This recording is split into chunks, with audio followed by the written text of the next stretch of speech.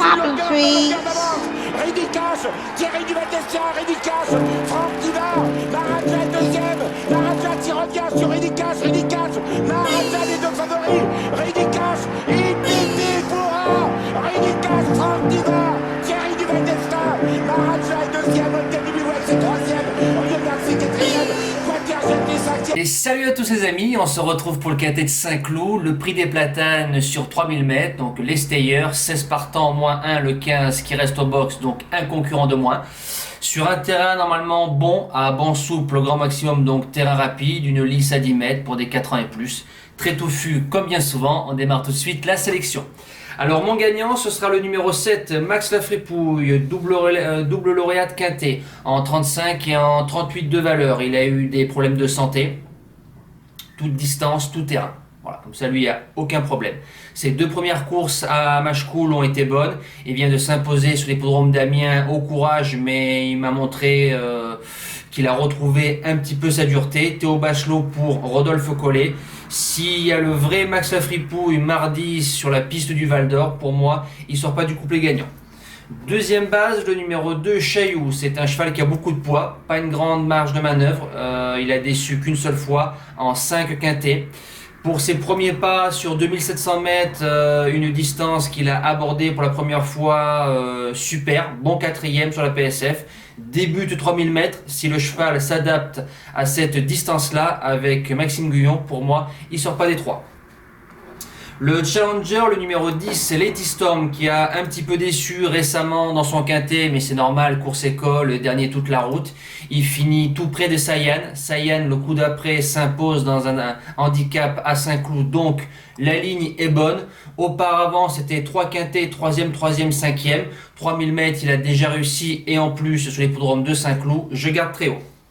Le premier outsider, le numéro 1, Just a Formality. Lui, c'est facile, c'est devant méchant. Au moins, vous savez que quand vous le jouez, vous défendez votre argent. Il est monté par le roi des quintets, Paquito, qui est à la recherche de son 198e événement.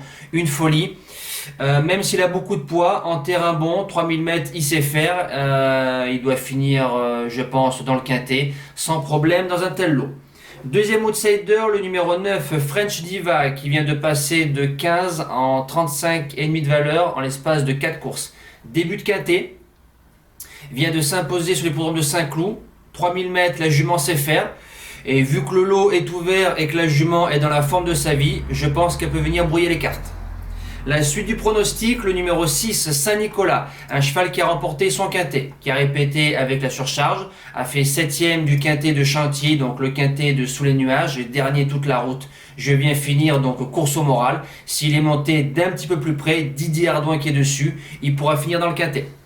En 7e position, le numéro 13, Albir, un cheval qui met toujours son cœur sur la piste, pas une grande marge de manœuvre, débute dans les quintets.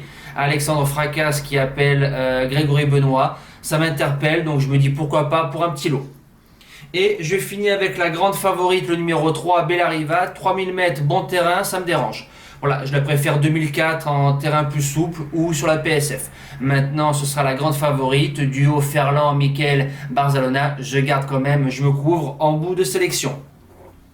En cas de non partant, le numéro 12, Miltop, un cheval qui a couru les deux spécialités, d'abord le galop, ensuite dirigé vers les obstacles chez Michael Serror. Il est revenu dans la spécialité du galop chez Jérôme Régnier, 3e à Mont-de-Marsan, battant un certain Qatar River qui faisait une rentrée mais lauréat de quintet au mois de décembre. Donc je me dis que la ligne est bonne, il y aurait une semaine d'Isabelle qui est dessus, à mettre dans un champ réduit.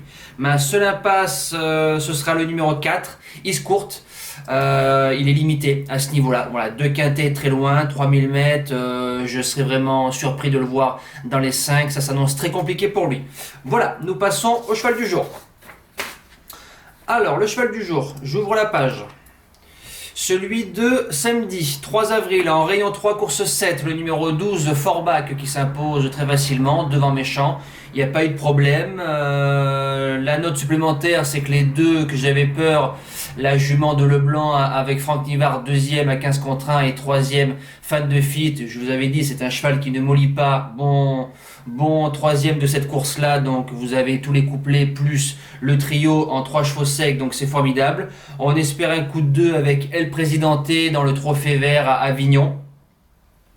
Et pour mardi 6 avril, c'est encore du trop monté et c'est encore Johan qui s'y colle. En réunion 4, course 6, le numéro 8, Jeff de Play. Déféré des antérieurs, donc a priori c'est la ferrure du moment qui lui est bien adaptée.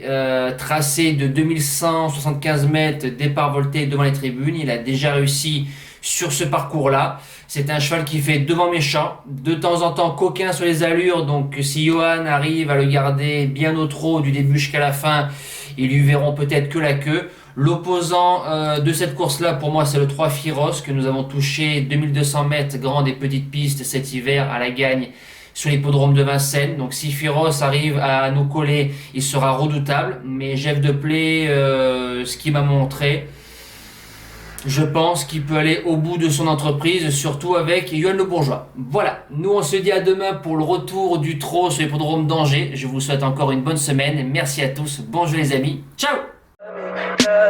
Tell me pretty lies.